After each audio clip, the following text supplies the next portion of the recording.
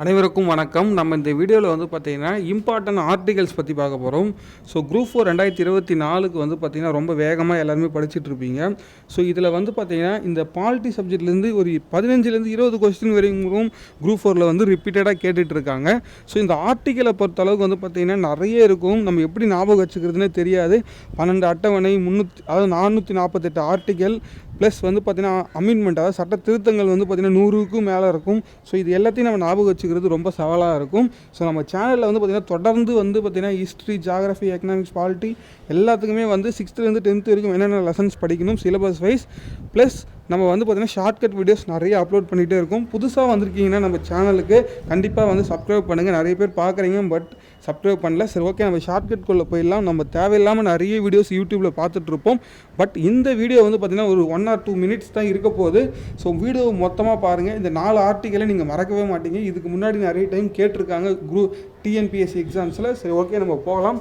So first வந்து பார்த்திங்கன்னா 43, 143, 243, 343, அதாவது வந்து பார்த்திங்கன்னா எல்லாமே 43 தான். பட் 43, 143, 243, 343, ஓகேங்களா? ஸோ இது 4மே என்னன்றதை பார்க்கணும். ஃபஸ்ட்டு 43ங்கிறது வந்து பார்த்திங்கன்னா வேலைவாய்ப்பு, அதாவது வந்து குடிசை தொழிலாக இருக்குது பார்த்திங்களா? ஸோ அது ரிலேட்டடாக வேலைவாய்ப்பு சம்மந்தப்பட்ட ஊதியத்தை சம்மந்தப்பட்ட இதுதான் வந்து பார்த்திங்கன்னா 43, ஓகேங்களா? எம்ப்ளாய்மெண்ட். ஸோ எம்ப்ளாயீஸோட வெல்த், அதாவது அவங்களுடைய சேலரியாக இருக்கலாம், இதை பற்றி ரிலேட்டடாக பேசக்கூடியது தான் வந்து 43.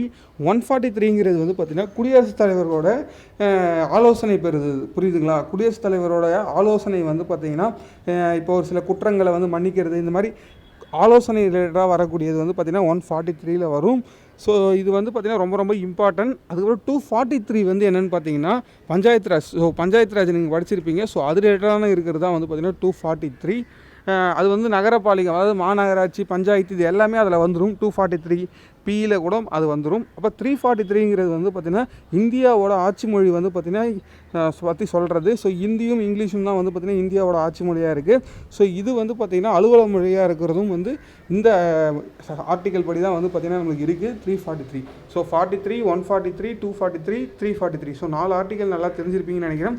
43 வந்து வேலைவாய்ப்பு ரிலேட்டடாக, 143 வந்து ஆலோசனை குடியரசுத் தலைவர் ரிலேட்டடாக, 243 வந்து பஞ்சாயத்து ராஜ், நகராட்சி இதை பற்றி, 243 வந்து மொழிகள் ரிலேட்டடாக, ஓகேங்களா? இந்திய ஆட்சி மொழி ரிலேட்டடாக. ஸோ இந்த வீடியோ வந்து கண்டிப்பாக உங்களுக்கு பிடிச்சிருக்கும்னு நினைக்கிறேன்.